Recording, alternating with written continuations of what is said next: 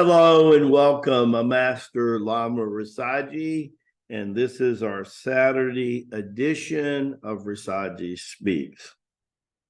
And Tashi Deleki is to you and to everyone, which is the greeting that when you go to Tibet, a lot of times people bring their hands together, bow to a Lama, and say, Tashi Deleki. And it's real pronounced, right?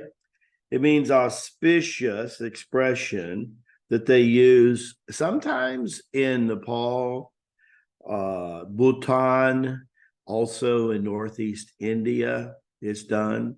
And the hands come together like so, and you bow to the waist just like so. Tashi Deleki. And it is auspicious blessings. It also has to do with greeting the Lunar New Year, when the lunar and the solar New Year come together, which is basically happening this weekend and throughout this week.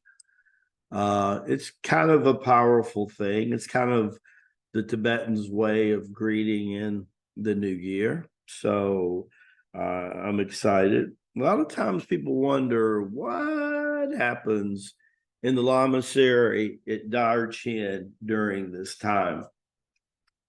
Well, in Darchen, lamas are taught to bring up the sun. So a lot of times the bowls, the bells, the prayer wheels, and the horns go at different times. And they come, and usually the prayer wheel starts, then the next start to rub the bowls with the mallets like so. And it creates this vroom, vroom, vroom,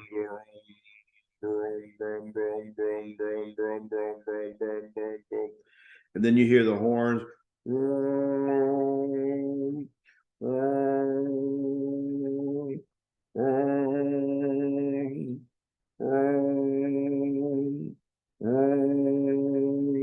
And it puts like mantra. It gives this auspicious sounds of the mantras, knowing that the lamas are coming into awakening consciousness and getting ready for morning prayer and meditation with the fire.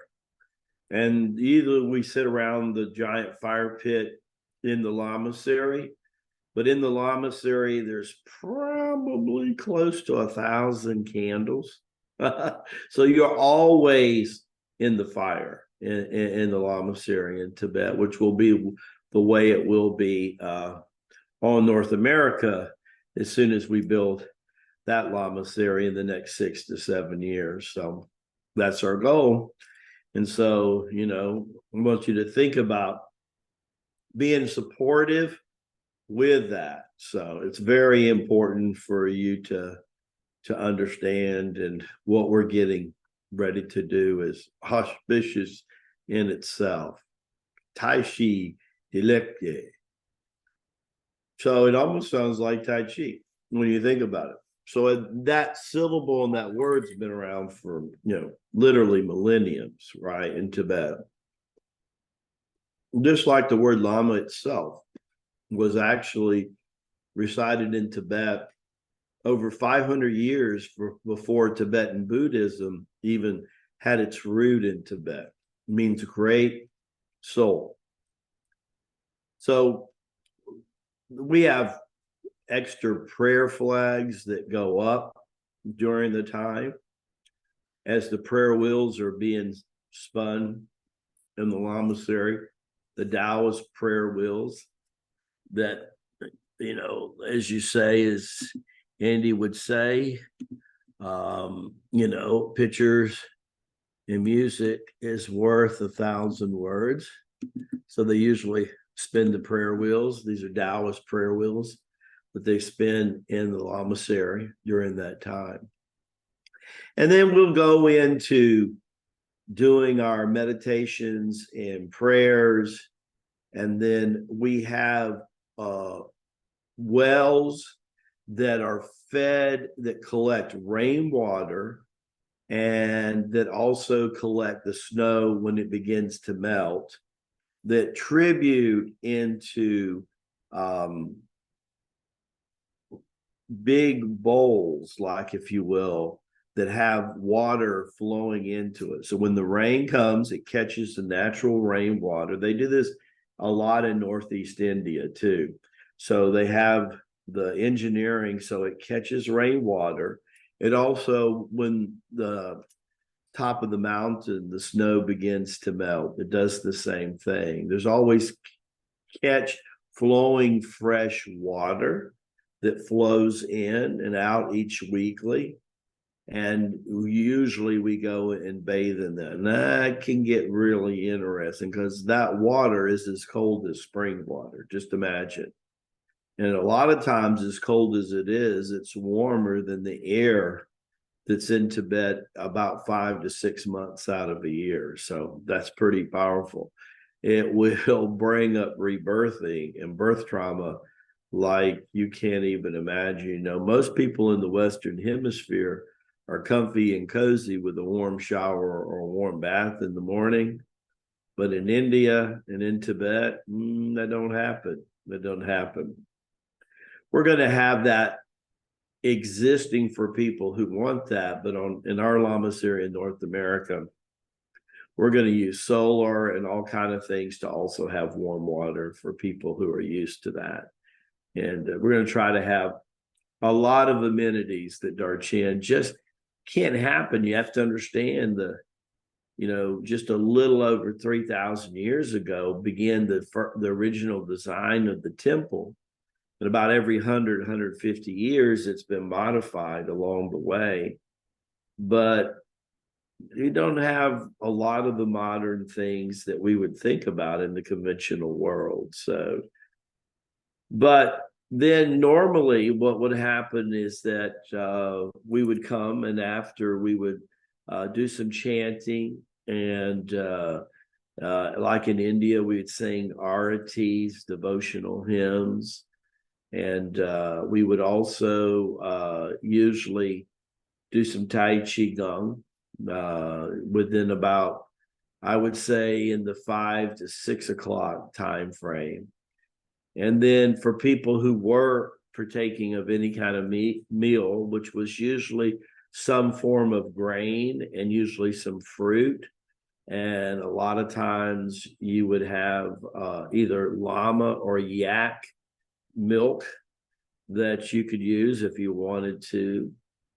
Buttered yak tea is kind of a god-awful tea, but it does some amazing things for the joints, especially in the cold weather when the llamas are beginning to age a little bit and stuff. Has incredible medicinal qualities to it. But that's how things were doing.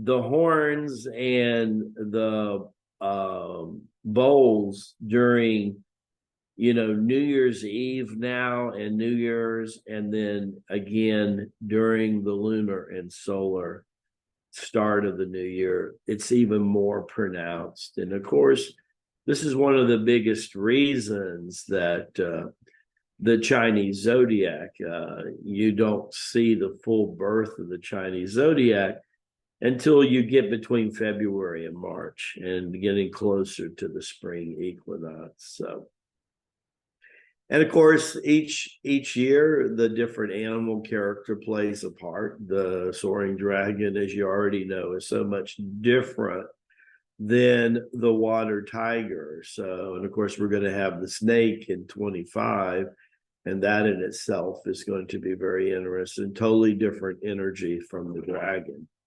So it's exciting what is happening, and we spend about 3 to 4 hours a day training, doing our siddhas.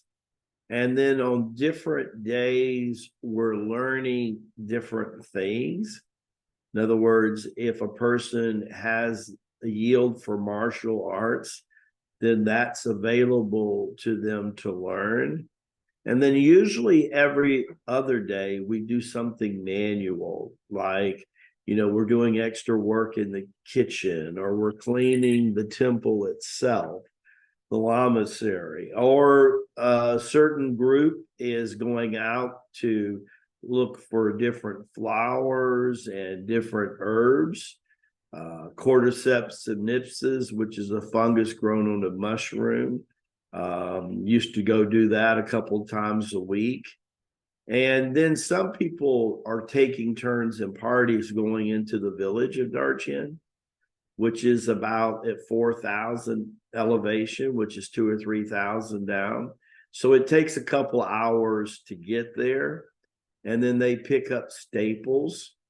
If we're having some kind of festival or something, then maybe different kind of spices and marinated meats that are not used a lot in the temple, because maybe we're having some guests that come in. Somebody's bringing somebody, and so then they come back. That's usually about a 6 to 7 hour turnabout. And to get down there, to take the list and get what they need.